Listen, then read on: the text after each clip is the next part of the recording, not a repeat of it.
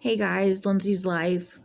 It's about 1:30 in the morning on Sunday. I think it's the 26th. I don't know. Saturday was a super long day for me. Had some things going on with some family and some of my kids, and it just really made for a super long day. I hope everybody's doing well. I hope you subscribe to the channel and send it to your friends. It may help them out. I've got some notes here, so I might be looking up and down, but I'm still here. I've been to bed, but I just couldn't shut my mind down. And so I decided to get up and share this video with you guys about what ifs. At nighttime like this, around bedtime, I tend to what if a lot, especially when I turn out my light and lay my head on my pillow and it's just quiet and I'm laying there. My mind starts to drift a lot and I what if about everything. What if we get into a car wreck? What if my mom or my grandma were to die, or one of my kids, something would happen to them? What if my house were to catch on fire? Literally just, what if an airplane were to hit my house? Just sometimes it's just off the wall, batty shit. But you name it and that's probably gone through my head. And catastrophizing things is often caused by anxiety or deep depression. And I find it interesting that 60 to 70% of all mental chatter is negative. And that's just blew my mind when I learned that. But some of the examples I have here are like, my head hurts. I might have a brain tumor. Or, I gave that presentation at the office today, but only 3 people voted for me. I wonder if my boss and my colleagues are like ganging up against me. Or, I texted my friend 4 hours ago, but she hasn't texted me back. I wonder if she's mad at me. What if? What if? What if? I have a quote here by Mark Twain, and it says, "I am an old man and have known a great many troubles, but most of them have never even happened." Or have never happened.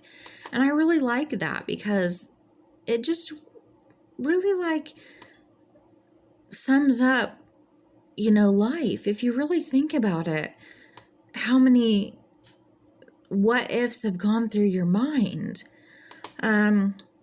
I have 3 things here for you to think about if you're a what ifer, or you deal with some anxiety, but these are pretty much for what ifs. The first one is to tell yourself it's not happening now. It could happen, but it's not happening now. Just let yourself know, it's not happening now. I don't have to deal with it right now. Okay? Number 2, whatever happens, I can cope. Look into your inner toolbox. Look at those inner resources, okay? If you have to, make a list for yourself. Keep it in your wallet. Keep it in your purse. If you have an office, keep it in your office drawer. Whatever you need to do, okay? If your toolbox looks a little empty, do some research. See what kind of tools you can find. Shoot me a comment. I'll be happy to help you out and see what kind of tools we can come up with together. But look at that inner toolbox. See what you've got. You can do it. Number 3, I'm creating my own suffering. Could I stop?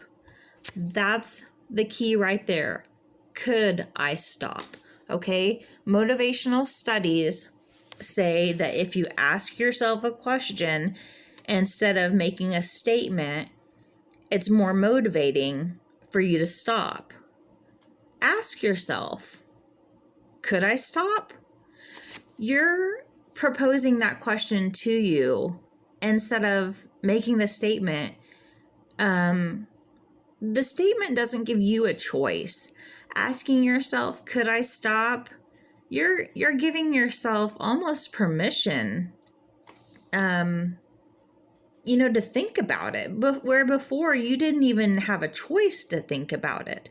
So that's a great thing to look at, is giving yourself the option to even think about it. Before, you didn't have that. That's great. If a catastrophe were to happen, a tornado, a divorce in your family, a death in your family, it's best to ask yourself, how could I prepare for this? Take action steps. Okay? Plan ahead. Not necessarily, I don't want to say like, let me rephrase that. I don't want to say like plan for every what if you have, but if there are things that you know a little ahead of time that you can kind of prepare for. If Grandma Martha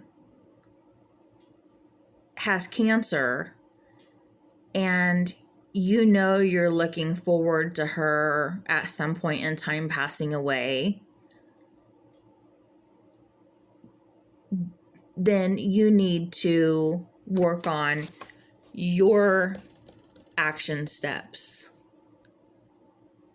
And you need to work on those with someone in your toolbox, because you can't say, what if she dies tomorrow? Chances are when you find out Grandma Martha has cancer, she's not going to die the next day, but she will pass away. I hope that makes sense. But there are things in there that are catastrophes that that are different that could happen, like a tornado or a hurricane or an earthquake, depending on where you live. Those are things that you can plan for. And even if you get storms, you're probably still going to be a little antsy, but you might not, what if a tornado hits our house? Or what if an earthquake happens tonight?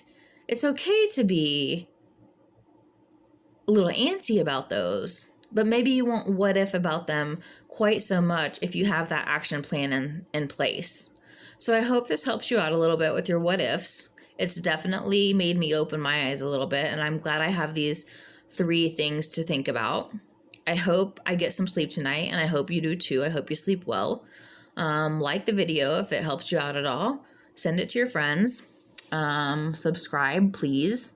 And send the channel out to your friends so we can get them going and we can all help each other out. It is what it is. Bye.